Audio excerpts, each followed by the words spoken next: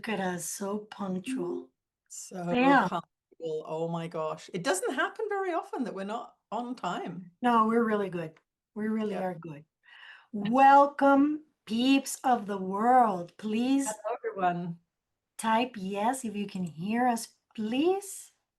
And let us know where you're from. It's always a joy to see these amazing locations. Yes, it's always fun. A true global community. Yes, yes. Awesome. Hi, Ian. Hello, everyone, and welcome. Thank you so much for being here on another Sunday. We really appreciate you. While peeps come in, I want to let you guys know that there are still spots for the Bahamas retreat. Not many, but there are some spots left.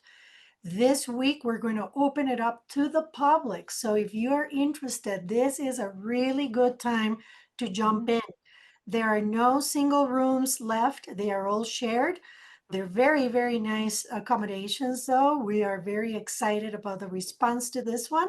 So if you're on the fence, please go check uh, the event post, get all the information, and make the decision. Hope you join us.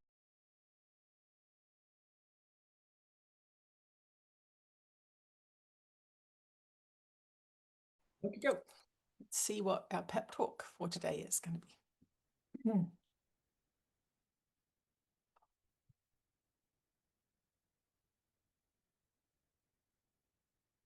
You are blessed beings indeed. I am that one that you know as Jesus. And we want to welcome all of you, dear souls, to this meeting today. You are here for a reason. As our dear Carol has said many times, you could be anywhere doing anything, and yet here you are. And we want to praise you. We will say, pat you on the back for your dedication. We understand the investment that it takes to join this community. We understand the investment that it takes to set aside your precious time on a Sunday morning. But we want you to understand that you are here because you have been guided here. When you are evolving on this planet in this 3D experience that you're having, you have constant guidance. Many of you say, I wish I could get more information from my guides, or I wish I knew what I was supposed to do. And we will say to you, with all sincerity, you do know and you do hear. You have this amazing guidance system and it is never turned off. And so you are here today because you have been guided to be here today. And one of the things that you are using to decide whether or not you're going to be here today is how it feels. You have decided that aligning with the frequency that we set and that these two being set with these live streams feels better than just about anything else you could do. And so you align with it and you say, well, yes, I can show up at 10 a.m. or 4 p.m. or whatever your time zone is, because the feeling of this, the information I get, the conversation I get, the stimulation I get, the ideas that come into my mind as I'm listening, these are all good things and they feel good to me. And so I choose it. And so we want you to really grasp that this is the way you decide for evolution every single day. You have options of what you can do, who you can meet, who you can call, who you can speak to, how to use this body-mind complex, whether it is for creativity, for expeditions, for investigation, whatever it is. There will always be something that's more interesting than something else.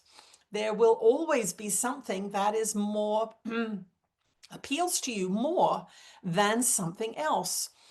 And the dilemma that you find yourselves in this body-mind complex with your guidance system is that you have been taught things other than that.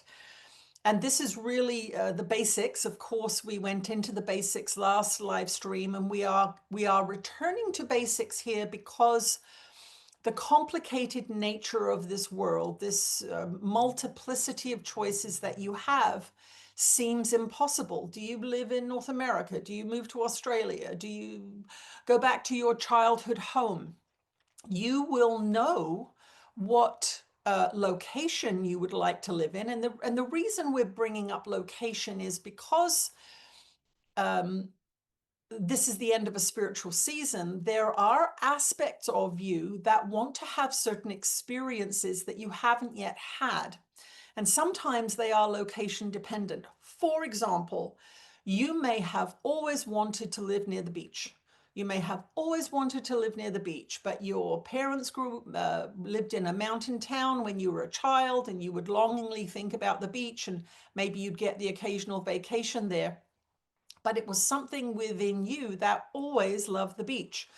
And yet, when you graduated from high school, you got married young and you had children, and lo and behold, here you are living in a prairie town or a mountain town, and you still haven't had that beach experience.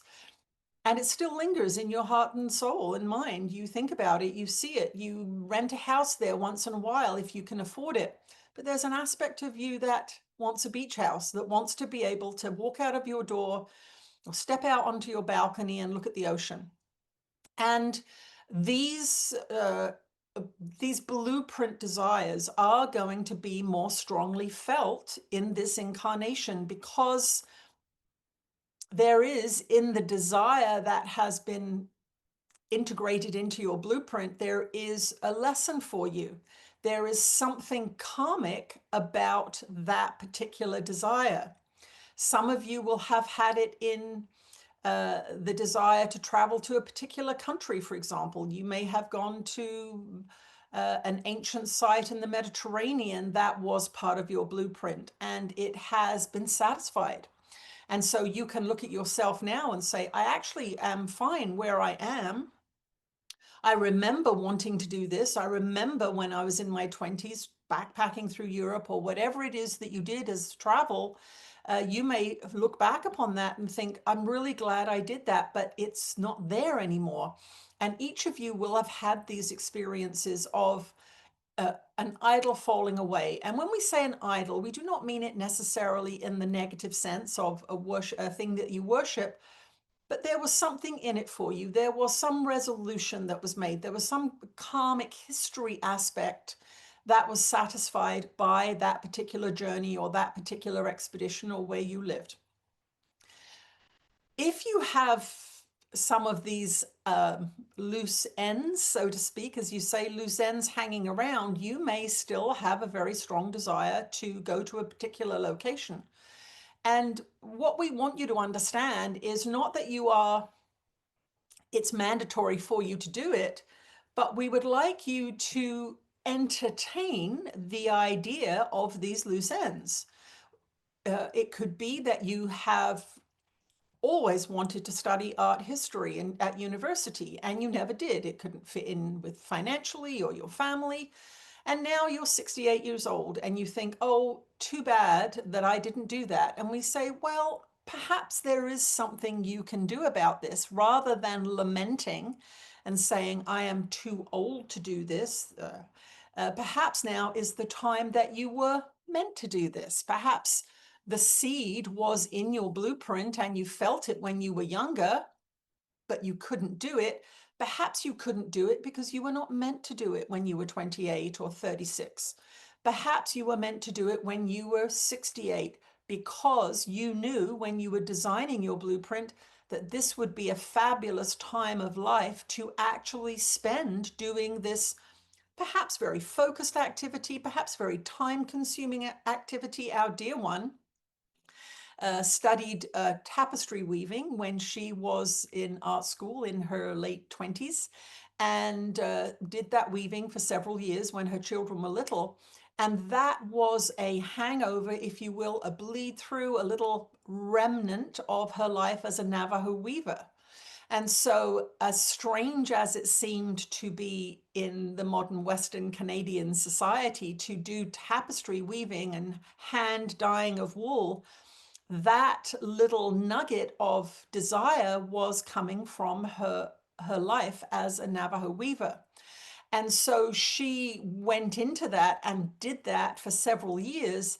And now that little bleed through, that little reminder of that incarnation is not present in the desire to weave. She can look at a loom and remember the joy of it and remember the creativity of it, but it's not there bugging her anymore. But there are some things that are bugging her.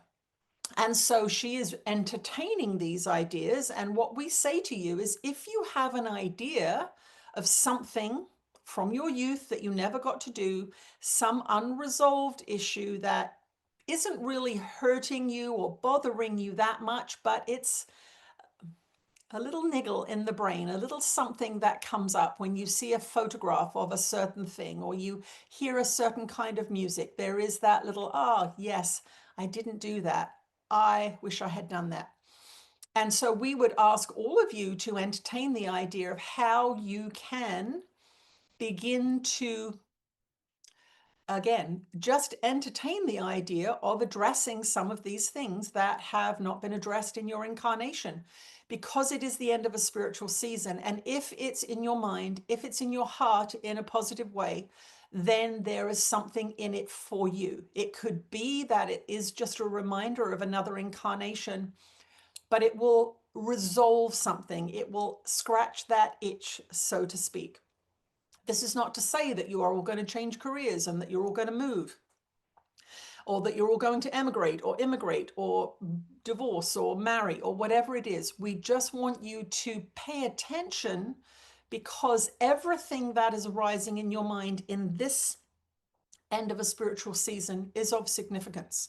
If it's repetitive and it doesn't seem to go away, it is of significance. It could mean that in that location, you are going to meet people, places, things, and experiences that are going to help you evolve. It could be a spiritual group that is located at the beach that you keep dreaming of living at. That may be why it's there. It's been put into your mind as a little breadcrumb. We cannot force you. We cannot tell you, you need to move here.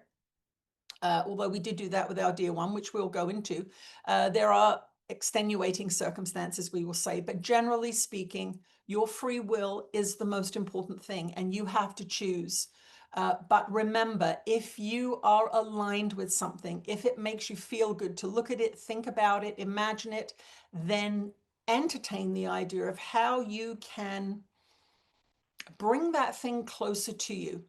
Entertain the aspect of yourself, the internal aspect of yourself that keeps telling you you can't do that, that you are unable to afford it, that your partner won't agree with you. This is a big conditioning program if you are married, if you have a partner, is that they seem so different than you. They have different priorities than you, and you entertain your ideal excursion or perhaps the place that you'd love to live, and you think, well, they would never do that. And so you shut yourself down.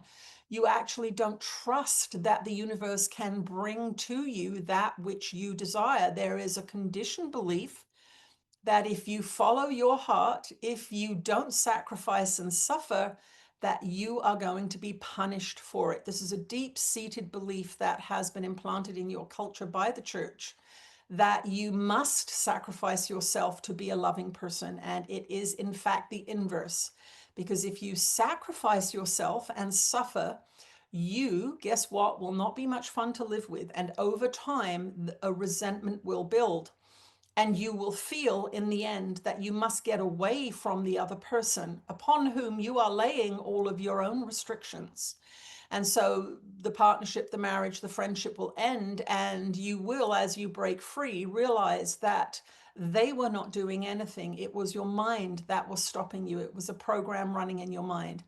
So what we are encouraging here is the beginning of breaking free from old programs.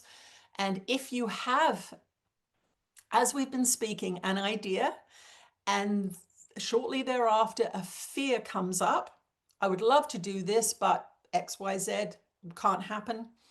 We want you to look at the can't happen. We want you to look at the excuses that you are coming up with and that you are allowing to be the wet blanket on this idea, because the idea brings joy and happiness. It's something that you like to think about. And then the logical conditioned mind comes in and says, you can't do that. And we are excavating here. We are asking you to excavate in your particular realm of desire, in your particular blueprint, where you are stopping yourself from expansion, evolution, and joy. That is our introductory pep talk today.